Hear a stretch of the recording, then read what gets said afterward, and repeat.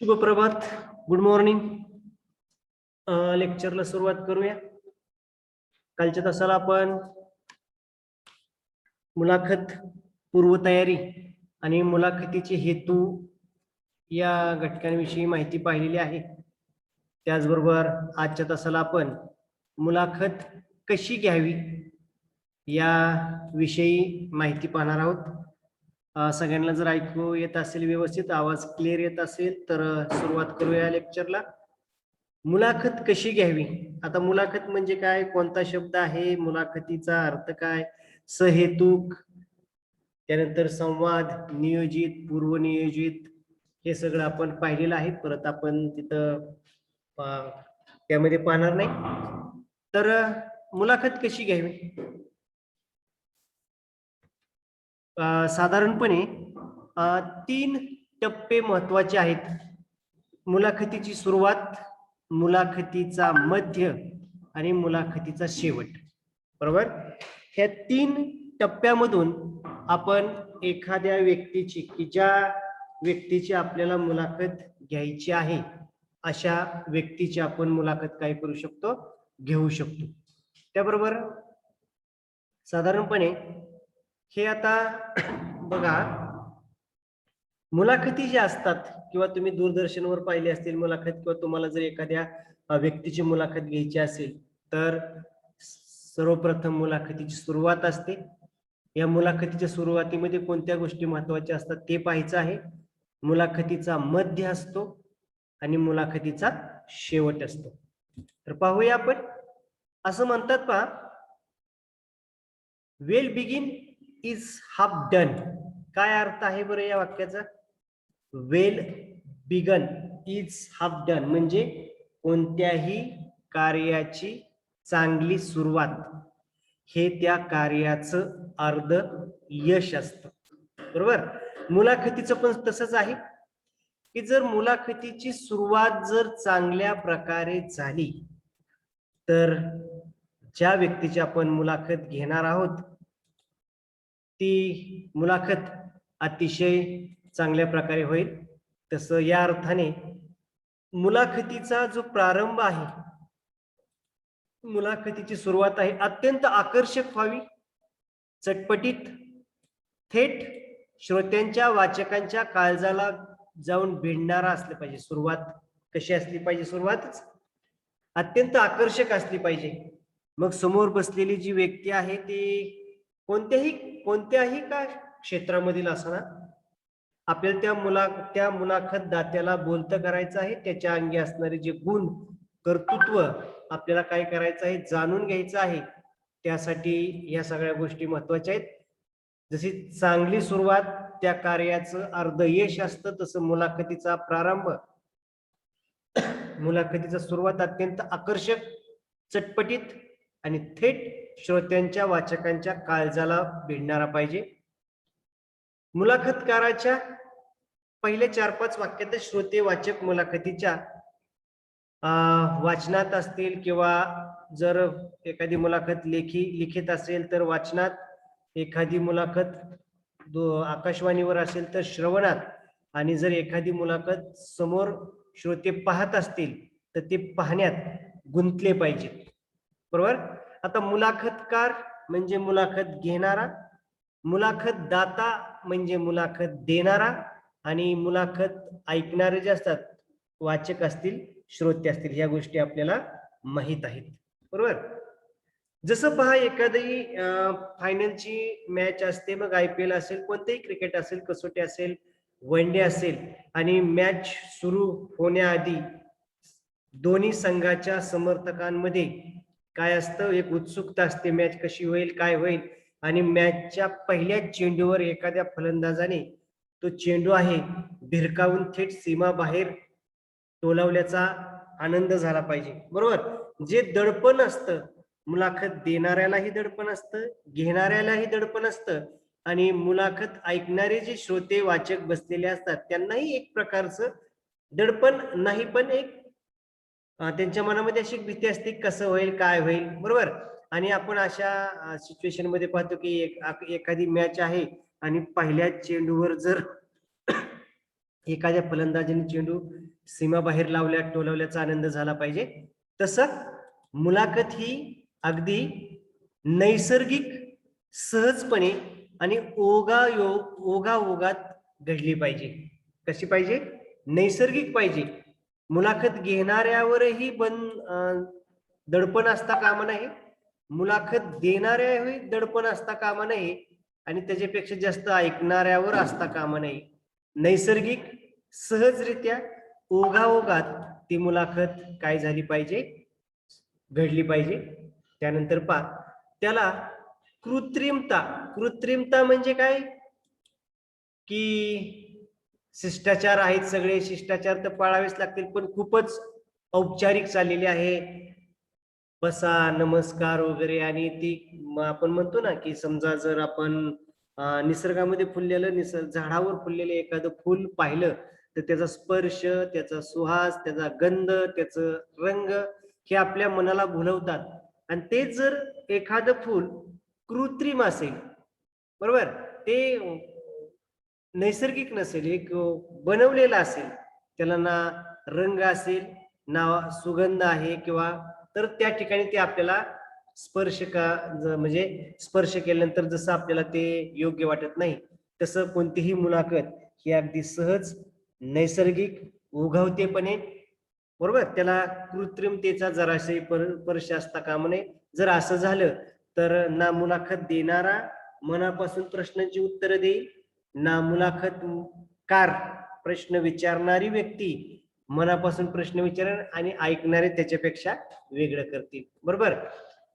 त्यासाठी आधी आपण पाहिलं आहे ना की एखाद्या व्यक्तीची जर मुलाखत घ्यायची आहे तर त्याला आधी भेटलं पाहिजे. त्याचं टोपण नाव, त्याचं जन्मतारीख, त्याचे आवड, स्वभाव, शैली माहित असली पाहिजे. जर तुम्हाला नैसर्गिक, सहज, ओघवत्यारित्या मुलाखत घ्यायची असेल तर तुम्हाला जो मुलाखत देणारा व्यक्ती आहे त्याची स्वभाव शैली माहित असली पाहिजे. जर एखादी व्यक्ती धीरगंभीर असेल, बरोबर, एखादी व्यक्ती जरा कमी बोलणारी असेल आणि त्या व्यक्तीचा जर आपण मुलाखत घेताना त्याच्या अगदी स्वभावाच्या विरुद्ध अगदी हे केलं तर त्याला आवडेलच असं नाही. त्याची शैली माहिती असली पाहिजे की त्याला विनोद केलेला चालतो का, त्याचा विनोदी स्वभाव आहे का, मध्यम प्रकारचा स्वभाव आहे का, ते व्यक्ती अगदी कडक स्वभावाची आहे. बरोबर. नेमकं त्याची स्टाईल, शैली या शब्दाचा अर्थ काय? स्टाईल, किंवा तो कसा वागतो, हे जर मुलाखतकाराला माहित असेल तर ती मुलाखत सहज होईल, त्याला कृत्रिमता नॅचरल होईल. बरोबर. मग ह्या गोष्टी माहित असणं गरजेचं आहे. मुलाखत सुरू करताना किंवा मुलाखत सुरुवात करताना एखादा चुटका, एखादा त्या व्यक्तीविषयी किस्सा किंवा एखादा टोकदार प्रश्न, की त्या प्रश्नाचं उत्तर देताना एकदम तो मुलाखतकार दाता गोंधळून जाणार नाही. बरोबर. त्याच्या समजा एखादा खेळाडू आहे तर त्याच्या खेळाविषयी एखादा नवीन काही किस्सा चांगला असेल, चांगला आणि ताजा किस्सा असेल तर, किंवा एखादा चांगला प्रश्न विचारून मांडावा. मुलाखतीत सुरुवात हलक्या फुलक्या सुरुवातीने सर्वांच्या मनावरचा ताण सैल झाला पाहिजे. बरोबर. म्हणजे जी मुलाखत देणारा असतो किंवा घेणाराही असतो, सगळ्यांना दडपण असतं की कसं होईल, काय होईल, आपल्याकडून एखादा शब्द चुकीचा जाईल का, तो प्रेक्षकांना आवडेल का, एखादं आपण वाक्य बोललो तर त्या वाक्यावरून काही गैरसमज कुणाचे होतील का, किंवा त्या विनाकारण काही दुही समाजामध्ये होईल का. बरोबर. त्यामुळे हलक्या फुलक्या सुरुवातीने सर्वांच्या मनावरचा ताण सैल करावा, वातावरण मोकळे आणि प्रसन्न हलके असावे. अशा प्रकारे मुलाखतीची सुरुवात होईल. बरोबर. म्हणजे मुलाखतीची ही नांदी याचा अर्थ काय की ह्या अशा पद्धतीने ही मुलाखत सुरू होईल, तितकी ती जास्त श्रवणीय होईल, तितकी पुढची मैफल अधिकाधिक रंगतदार होत जाईल. बरोबर. जर सुरुवात जर ताणतणावाने झाली, सुरुवात जर एखाद्या मुलाखतदात्याला एखादा असा प्रश्न विचारला की त्या प्रश्नामुळेच त्या मुलाखतदात्याला पुढं काय बोलावं का नाही असं ज्यावेळेस होईल तर ते वातावरण काय होईल? गंभीर होईल. तर मुलाखतीची सुरुवात अगदी साधी, सोपी, सुरळीत, तर त्यामुळे ती मुलाखत देणारा सुद्धा पुढच्या प्रश्नांची उत्तरं चांगल्या प्रकारे देऊन ती मुलाखत काय होईल, रंगतदार होईल. मुलाखतकाराचा आत्मविश्वास दुणावत जाईल. म्हणजे काय, की जर प्रश्नाची उत्तरं योग्य समोरचे दिली तर त्याचा आत्मविश्वास वाढेल, तो आणखी खुलवून प्रश्न विचारेल, मुलाखतदाता खुलेल म्हणजे काय, की त्यालाही विचारलेल्या प्रश्नाची आनंदाने उत्तर देण्यासाठी तोही तयार राहील. आणि मग असं झाल्यानंतर एक अनौपचारिक पद्धतीने जर मुलाखत सुरू झाली तर तीनही जे स्तंभ आहेत, तीन जे घटक आहेत, मुलाखतदाता, मुलाखतकार आणि श्रोते, बरोबर. इथं मुलाखतकार, मुलाखतदाता आणि श्रोते, वाचक त्या मुलाखतीमध्ये गुंतून जाईल आणि ती मुलाखत जी आहे ती अतिशय चांगल्या पद्धतीने होण्यासाठी मदत होईल, बरोबर. हा पहिला मुद्दा आहे की मुलाखत कशी घ्यावी. त्यातला पहिला मुद्दा आहे, तीन आहेत. एक म्हणजे मुलाखतीची सुरुवात, आणि मुलाखतीची सुरुवात जितकी अनौपचारिक, सहज, नैसर्गिक रित्या एखादा चुटका सांगून, एखादा ताजा किस्सा सांगून किंवा हलक्या फुलक्या प्रतीने सगळ्यांच्याच मनावरचा ताण मोकळा होऊन वातावरण मोकळं होईल. आणि मग मुलाखतकार जे प्रश्न विचारणार आहे त्याचं मुलाखतदार त्याची व्यवस्थित उत्तर देऊन तिघही घटक, मुलाखतीचे जे मुख्य घटक आहेत ते घटक एकमेकांमध्ये मिसळून जातील आणि ती मुलाखत अतिशय रंजक, रोचक आणि श्रवणीय होईल. हा पहिला मुद्दा. परीक्षेला आपल्याला असा प्रश्न येऊ शकतो की तुमच्या मते मुलाखतीची सुरुवात अतिशय महत्वाची आहे, स्पष्ट करा. तर याच्यामध्ये तुम्हाला काही मुद्दे तुमच्या शब्दामध्ये काय करावे लागतील, मांडावे लागतील. आणि साधारणतः 2 मार्काला असा प्रश्न येईल, बरोबर. मुलाखतीची सुरुवात याविषयी तुमचं मत सांगा, किंवा मुलाखतीची सुरुवात करताना कोणत्या गोष्टींना तुम्ही महत्व द्याल, हे सगळे घटक येतील, बरोबर. त्यानंतर मुलाखतीचा मध्य. जशी सुरुवात अतिशय महत्वाची आहे, बरोबर, सुरुवात अतिशय महत्वाची आहे, तसेच मुलाखतीचा मध्य हा घटक अतिशय महत्वाचा आहे. कारण मुलाखतीचा मध्य म्हणजे सुरुवात झालेली आहे, सुरुवात चांगली झालेली आहे, प्रश्न विचारणं, वातावरण नैसर्गिक झालेलं आहे, वातावरण खेळीमेळीचं झालेलं आहे, आणि मुलाखतकाराने विचारलेल्या प्रश्नांची उत्तरं मुलाखतदाता अतिशय मनमोकळेपणाने देत आहेत. त्यामुळे वाचकही त्या मुलाखतीमध्ये गुंतून गेलेले आहेत, श्रवणीय आहे आणि सगळेजण आनंद घेत आहेत. आता मुलाखतीचा मध्य हा महत्वाचा आहे, कारण या घटकामध्ये आता ज्या हेतूने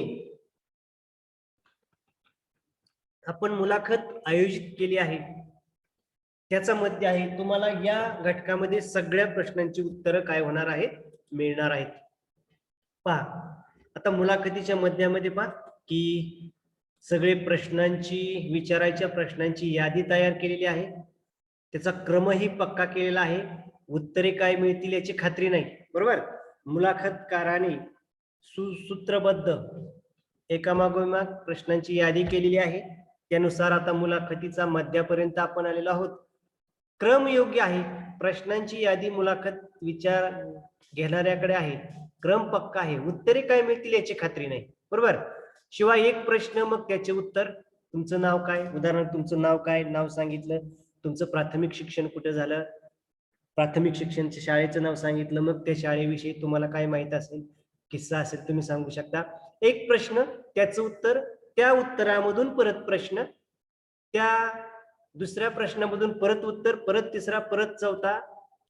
जर असं आपण केलं की प्रश्न उत्तर होईल, मी काय विचारतोय आणि समोरचा फक्त त्याला प्रश्नाला उत्तर देतोय, तर त्यामध्ये काय होईल, एक प्रकारचा वृक्षपणा येईल की तुमचं नाव काय, मग माझं नाव हे आहे, तुम्ही कोणत्या शाळेत शिकला आहे.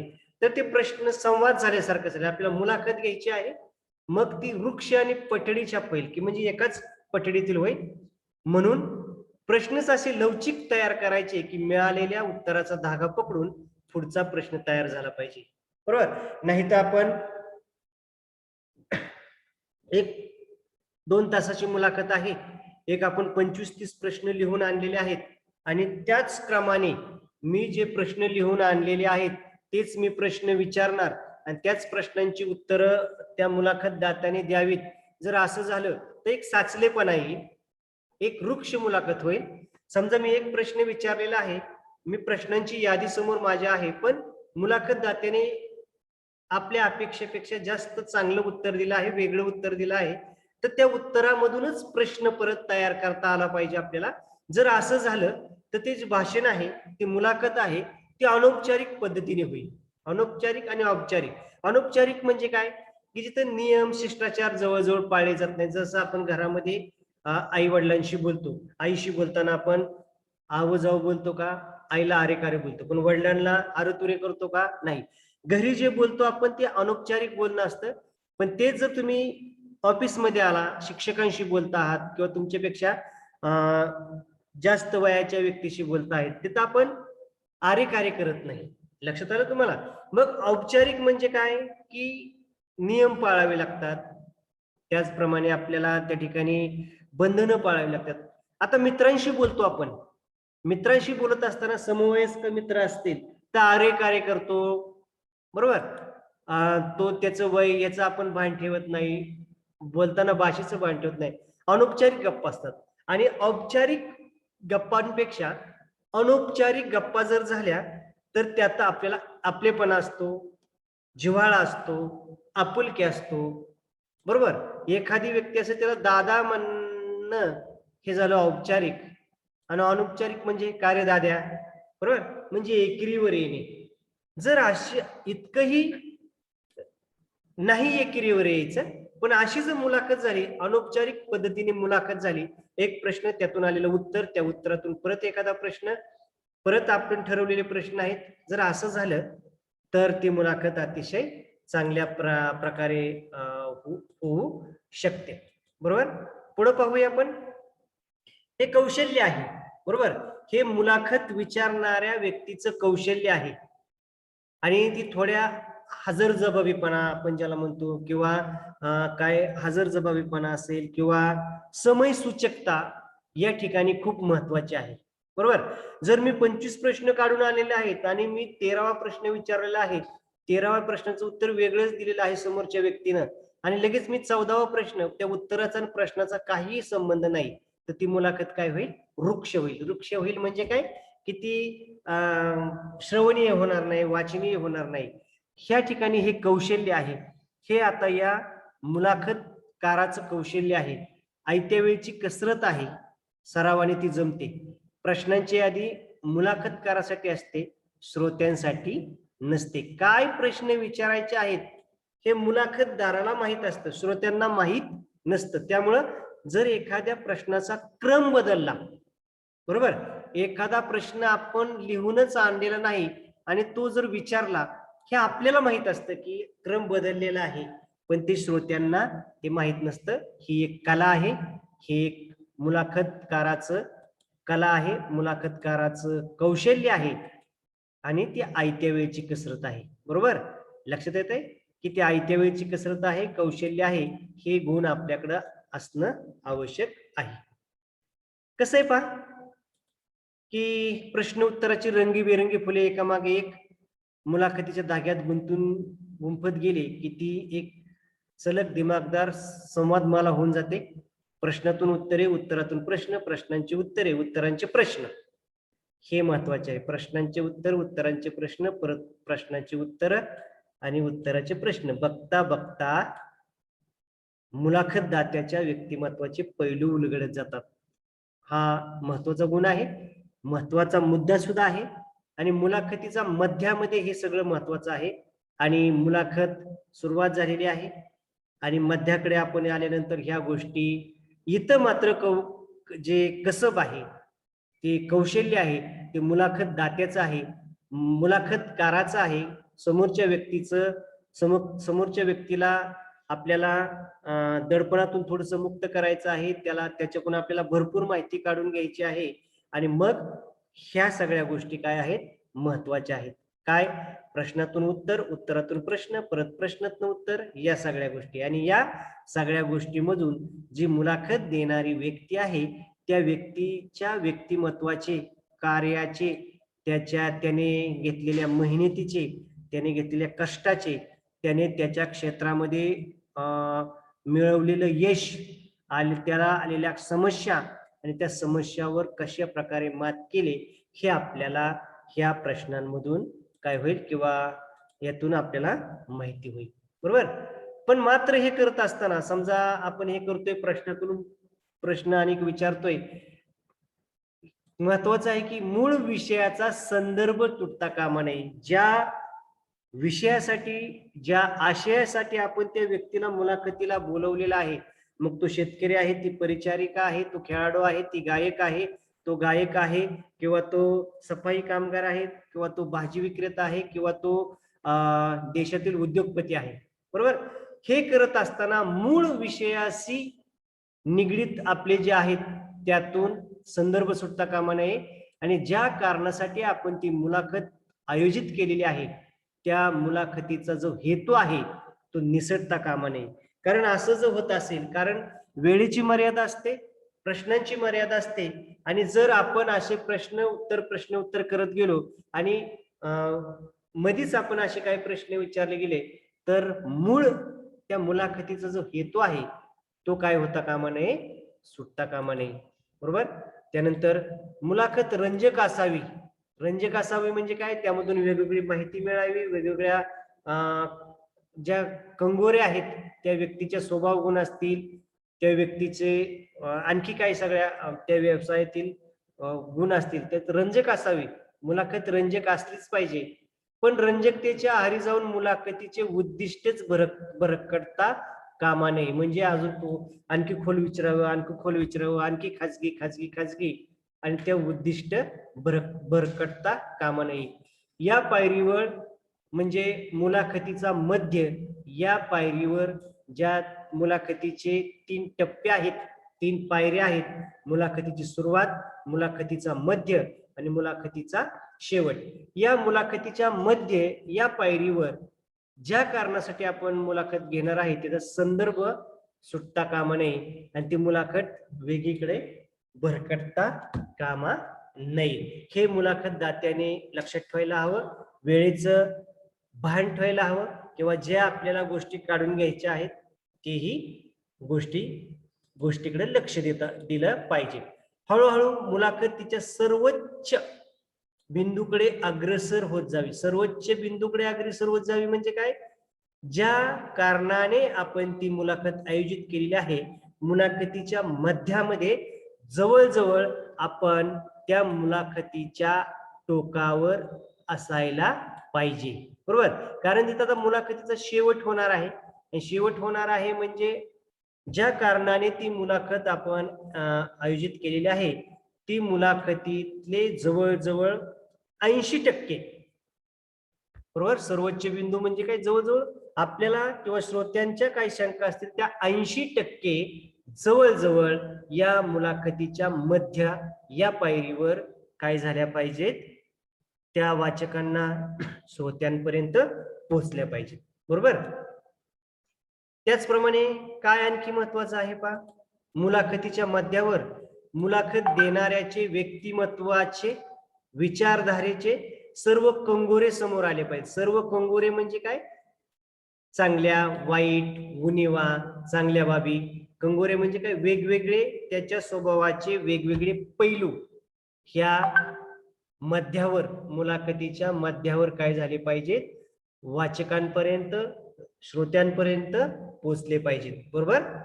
आणि मग जे काय आपल्याला त्या व्यक्तीचं मूल्यमापन नाही म्हणता येणार, ज्या काय मुलाखत दात्याकडून जे काय आपल्याला घ्यायचं आहे ते काय करता आलं पाहिजे? आपल्याला घेता आलं पाहिजे. लक्षात येतं इथपर्यंत? हा आहे मुलाखतीचा मध्य. त्यानंतर सगळ्यात महत्वाचं म्हणजे या ठिकाणी बोलण्याचं जे प्रमाण आहे, मुलाखतीच्या या टप्प्यावर मुलाखत घेणाऱ्याने मुलाखत देणाऱ्याला जास्त वेळ द्यायचा आहे. बरोबर. म्हणजे कमी प्रश्न विचारून जास्तीत जास्त माहिती त्याच्याकडून घ्यायची आहे.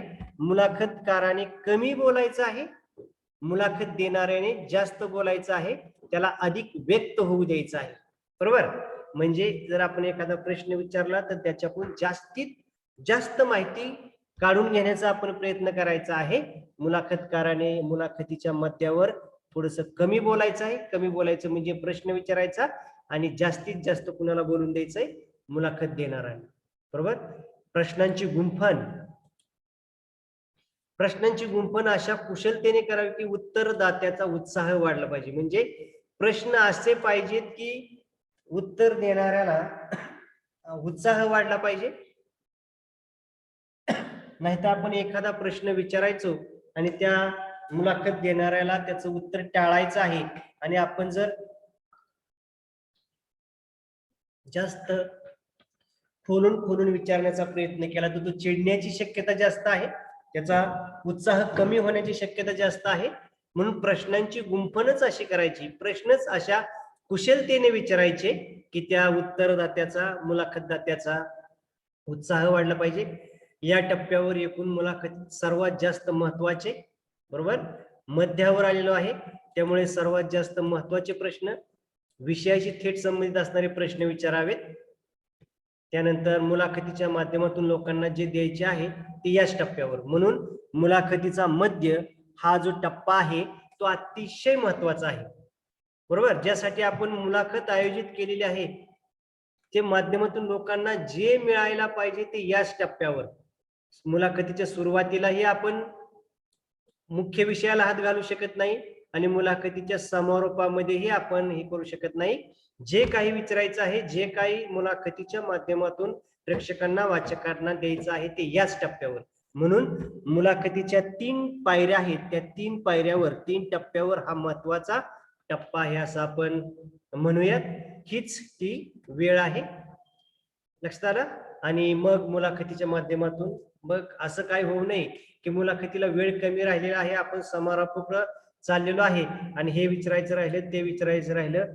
मुलाखत घेणाऱ्याच्या मनात प्रश्न आणि ऐकणाऱ्याच्याही मनात प्रश्न आता असता कामा नये. म्हणून मुलाखतीचा हा टप्पा अतिशय महत्वाचा आहे. आता मुलाखतीचा तिसरा आणि अंतिम घटक किंवा मुलाखतीचा तिसरी पायरी किंवा शेवटचा टप्पा तो आहे मुलाखतीचा समारोप. काय आहे? मुलाखतीचा समारोप. मुलाखतीच्या सुरुवातीला आपण पहिल्या चेंडू सीमाबाहेर, त्याचबरोबर मुलाखतीच्या मध्यावर बॉल टू रन काढलेले आहेत, लक्षात आलं. आता आलेला आहे डेट ओव्हर, म्हणजे मॅचचा शेवटच्या काही हाणामारीच्या षटकं, लक्षात आलं. मुलाखतीचा समारोप हा मुलाखतीचा अंतिम टप्पा असला तरी मुलाखतकाराने आपले संपूर्ण भाषिक कौशल्य पणाला लावायचे असते. काय करायचं असतं? मुलाखतकाराने भाषिक कौशल्य. आता मात्र बघा, आपण एक आधी वाक्य पाहिलं होतं की मुलाखतीच्या मध्यामध्ये जास्तीत जास्त कुणाला बोलून द्यायचं आहे? मुलाखत देणाऱ्याला बोलून द्यायचं आहे. मुलाखत घेणाऱ्याने प्रश्न विचारायचा, थोडं शांत राहायचं आणि जे काही आपल्याला माहिती मिळवायची आहे ते आपल्याला मुलाखतकाराकडून घ्यायची. पण आता शेवटच्या टप्प्यामध्ये, आता हाणामारीच्या षटकामध्ये, आता मुलाखत विचारणाराने गोलंदाजीच भूमिकेत जायचं आहे आणि आता इथं जास्तीत जास्त त्यांना वेळ द्यायचा आहे. बरोबर. मुलाखतीचा समारोप हा मुलाखतीचा अंतिम टप्पा असला तरी मुलाखतकाराने आपले संपूर्ण भाषिक कौशल्य पणाला लावायचे असते. कारण आपल्याला आता कमी वेळामध्ये जे काही राहिलेलं आहे, जसं आपण, तुम्ही 10वीचे पेपर दिले असतील किंवा 11वीचे तर नाहीच दिले, 10वीचे पेपर दिले असतील आणि तुम्ही मराठीचा पेपर देत आहात आणि तुम्हाला निबंध लिहायचा आहे. बरोबर. आता वेळ राहिलेला आहे थोडा, निबंध राहिलेला आहे 10 मार्काचा बऱ्यापैकी राहिलेला आणि वेळ राहिलेला आहे 10 मिनिट आणि निबंध लिहायचा 10 मार्काचा. त्यावेळेस आपण काय करू? अक्षराकडे पाहू का किंवा काय विचार सुद्धा त्याच्याकडे पाहू का? आपण जास्तीत जास्त लिहिण्याचा प्रयत्न करू. जरा अक्षर थोडस खराब आलं तरी चालेल, पण आपण तिथपर्यंत जाण्याचा प्रयत्न करू जेणेकरून आपले मार्क कट होणार नाही. बरोबर. मग हा जो मुलाखतीचा शेवटचा जो टप्पा आहे, समारोप, यामध्ये आता बॅटिंग म्हणजे जी जबाबदारी आहे ती आता कोणाकडे घ्यायची आहे, ते जबाबदारी घ्यायची आहे मुलाखत प्रश्न जो विचारतो मुलाखतकाराकडे असतं. आणि श्रोत्यांना सुद्धा वाटलं पाहिजे, अर फारच लवकर मुलाखत संपली. म्हणजे तुमचं सगळं आधी नैसर्गिक पद्धतीने झाले असेल, ती मुलाखत अतिशय ओघवत्या पद्धतीने झाली असेल, जे काही प्रश्न मुलाखतकाराने विचारलेले आहेत त्या प्रश्नांची अतिशय सोप्या, समोरच्याला समजतील अशा भाषेमध्ये उत्तर दिले असतील, तर शेवटी श्रोत्यांना वाटेल, अर जो काही वेळ आपण मुलाखतीत संपली का काय. आता असं श्रोत्यांना असलं आता वाटलं पाहिजे, आता तर मुलाखत सुरू झाली आणि आता संपते का काय. बरोबर, फारच लवकर मुलाखत संपली असं वाटायला लावणारा समारोप करायचा असतो. बरोबर, आणि मुलाखत कोणत्या टप्प्यावर थांबवायची हे सगळं मुलाखतकाराच्या हातामध्ये असतं. लक्षात आलं. आणि समारोप करताना मुलाखतकारांनी या टप्प्यासाठी थोडा जास्त वेळ घ्यायचा आहे. कुणी आता जास्त वेळ घ्यायचाय, प्रश्न विचारणाऱ्याने आता मुलाखतीच्या समारोपाकडे जाताना थोडा काय करायचा, जास्त वेळ घ्यायचा आहे. कारण मुलाखत दात्याने जे काही मध्यावर सुरुवातीपासून मध्यापर्यंत जे काही प्रश्नांची उत्तरं दिलेली आहेत तिथं थोडासा वेळ घेऊन सगळ्यांचे साधक बाधक चर्चा करून, बरोबर, प्रश्नाऐवजी परिणामकारक प्रभावी निवेदन या क्षणी महत्वाचं असतं. आता मुलाखतीच्या समारोपामध्ये मुलाखतकाराचं कौशल्य असतं, भाषिक कौशल्य असतं. बरोबर, कमी वेळामध्ये त्याला जास्त माहिती करून घ्यायची असते आणि ती मुलाखत एक यशस्वी पद्धतीने, एक चांगल्या पद्धतीने ती मुलाखत काय करायची असते, संपवायची असते. या मुलाखतीच्या समारोप या टप्प्यामध्ये त्याने स्वतःसाठी जरा जास्त वेळ घेतला तरी चालू शकतं. कारण प्रश्नांऐवजी आता इथं तर, कारण मुलाखतीच्या मध्यामध्येच काही प्रश्न आहे, काही मिळवायचे, जी माहिती मिळवायची ते आपण मिळवणार आहोत. बरोबर, आता प्रश्नांऐवजी परिणामकारक प्रभावी निवेदन हे आता काय असणार आहे, महत्वाचं असणार आहे. मुलाखत योग्य वेळी योग्य ठिकाणी संपवावी. योग्य वेळ कोणती, अशी वेळ की मुलाखत संपेल याचा श्रोत्यांना जराही अंदाज आला नाही पाहिजे. श्रोते वाचक इतके त्या मुलाखतीमध्ये तल्लीन झाले पाहिजेत, इतके रममान झाले पाहिजेत की श्रोत्यांना अंदाजही आला नाही पाहिजे की आता मुलाखत संपते का काय किंवा मुलाखत संपेल. बरोबर, जर चांगल्या प्रकारे जर तुम्ही मुलाखत चालली असेल तर ही गोष्ट होऊ शकते. जर मुलाखत रटाळ, वृक्ष, एकाच पठडीतील प्रश्न, एकाच पठडीतील उत्तर, तर समोरचा जो वाचक आहे, रसिक आहे, श्रोता आहे, तो सुद्धा कंटाळून जातो आणि तो सुद्धा म्हणतो की कधी एकदाची मुलाखत संपते आणि कधी एकदा आपण सभागृहाच्या बाहेर जातोय. पण जर चांगली मुलाखत असेल, यशस्वी मुलाखत असेल, तर ऐकणाऱ्याच्या मनामध्ये असा प्रश्न आला पाहिजे की यावेळी मुलाखत काय नव्हती पाहिजे, संपायला नव्हती पाहिजे. योग्य वेळ, योग्य ठिकाण हे सगळं मुलाखतकाराच्या हातामध्ये असतं. बरोबर, त्यानंतर अनपेक्षितपणे संपवावी. कुणालाही अपेक्षा नसेल अशा वाटेवरती मुलाखत संपवावी. आणि जर असं झालं तर त्या श्रोत्यांना, रसिकांना, ऐकणाऱ्यांना वाटतं की हवीशी वाटते की अजून पाहिजे होतं, अजून पाहिजे होतं, अजून पाहिजे होतं. बरोबर, ते अपूर्ण अवस्थेत अर्धवट राहिली असेल. म्हणजे असंही होऊ नये की असं वाटण्याच्या याच्यामध्ये ती अपूर्ण राहू नये की मुलाखतच अर्धवट राहिली की 25 प्रश्न काढून आणलेल्या आणि नियोजनाअभावी ती 20च प्रश्न विचारले. मुलाखत घेणाऱ्याला सुद्धा असं वाटू नये की आणखी प्रश्न राहिले, ऐकणाऱ्याला पण वाटू नये की निम्मीच मुलाखत झाली, काय माहिती जरा अर्धीच झाली. बरोबर, अशाही स्थितीत संपू नये. म्हणजे हे सुद्धा गोष्टीकडे मुलाखत घेणाऱ्याने लक्ष देणं महत्वाचं आहे. लक्षात आलं. त्यानंतर भरभरून समाधान तर श्रोत्यांना मिळावेच, पण अजून थोडा वेळ जर असता तर आणखी मज्जा आली असती किंवा आणखी माहिती मिळाली असती असं वाटत राहिलं तरी चालेल. असा वाटायला लावणारा समारोप हा उत्तम समारोप. म्हणजे काय, जे दिलेलं आहे ते तर भरपूर आहे, पण मुलाखत ऐकणाऱ्यांना असं वाटलं पाहिजे की आणखी थोडे वेळ जर मुलाखत चालली असती, आणखी थोडी माहिती जर आपल्याला मिळाली असती, आणखी बरं झालं असतं. तर असा समारोप हा उत्तम मुलाखतीचा समारोप असतो.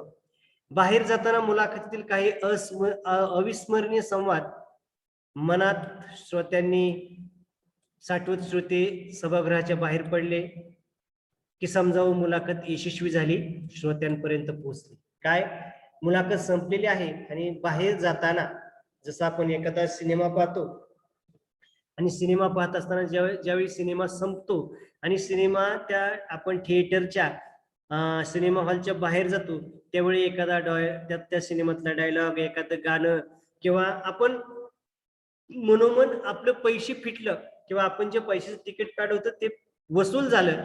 कधी कधी आपण असं म्हणतो की आणखी एकदा आपण पाहू शकतो, तो चित्रपट चांगला. बरोबर. तसं मुलाखतीचंही तसंच आहे. बाहेर येताना काही अविस्मरणीय संवाद मनात आठवत श्रोते बाहेर पडले की समजावं मुलाखत यशस्वी झाली, ती श्रोत्यांपर्यंत पोहोचली. बरोबर. आजच्या तासाला आपण इतकंच पाहूया की मुलाखत कशी घ्यावी. काय पाहिलं आजच्या तासाला आपण? मुलाखत कशी घ्यावी. त्यामध्ये 3 टप्प्यांमधून आपण मुलाखत घेतो. त्या मुलाखतीचे टप्पे आहे. मुलाखतीची सुरुवात अतिशय सोप्या सरळ भाषेमध्ये झाली पाहिजे. मुलाखतीचा मध्य, या घटकामध्ये मुलाखती ज्या कारणाने आपण मुलाखत आयोजित केलेली आहे त्या सगळ्या प्रश्नांची उत्तरं आपल्याला मिळाली पाहिजेत. आणि मुलाखतीचा समारोप, या घटकामध्ये श्रोते, वाचक यांना ती हवीशी वाटली पाहिजे किंवा ते आनंद देणारे असले पाहिजे. अशा प्रकारे जर मुलाखत झाली ती यशस्वी मुलाखत झाली असं आपण म्हणू शकतो. समजलं? आजच्या तासाला आपण एवढंच पाहूया. उद्याच्या तासाला नोकरीसाठी किंवा एका ठिकाणी कामासाठी आपण मुलाखत कशी देतो, त्यामध्ये काय महत्वाचं असतं. बरोबर. आणि या गोष्टीचा अभ्यास करूया. आज हे महत्वाचं आहे. मुलाखत या घटकामधील उपयोजित लेखनामधील हा जो मुलाखत कशी घ्यावी या घटकाकडे आपल्याला जास्त लक्ष द्यावं लागणार आहे. आणि प्रश्न आपल्याला तसेच विचारतील. मुलाखतीचा समारोप तुमच्या मते कसा असावा, मुलाखतीच्या मध्यामध्ये कशा प्रकारचे प्रश्न असावे, या सगळ्या गोष्टी तुम्हाला लक्षात ठेवायच्या आहेत. साधारणपणे 5-5 मार्काचे 2 प्रश्न आणि 2-2 मार्काचे 4 प्रश्न, असे 14 मार्काचं या 4 घटकावर येणार आहे. उद्याच्या तासाला मी तुम्हाला कसे प्रश्न असतील, बरोबर, ते उद्या सांगेल तुम्हाला. तुम्ही एक पाहिलं असेल की आपण 9वी पर्यंत मुद्द्यांवरून गोष्टी लिहायचो पहा. हिंदीमध्ये ढांचे के आधार पर कहाणी लिखो, मुद्दे दिलेले असतात. एक गाव टिंब टिंब, त्या गावात टिंब टिंब, बरोबर. तसं येणार आहे प्रश्न. उद्याच्या तासाला तुम्हाला मी सविस्तर सांगतो आणि उद्याच्या तासाला तुम्हाला एक नमुना प्रश्नपत्रिका सेंड करणार आहे, PDF मी. तुमच्या लक्षात येईल की कोणत्या घटकाकडे किती लक्ष द्यायचं आहे. तर आजच्या तासाला आपण इथंच थांबूया. धन्यवाद.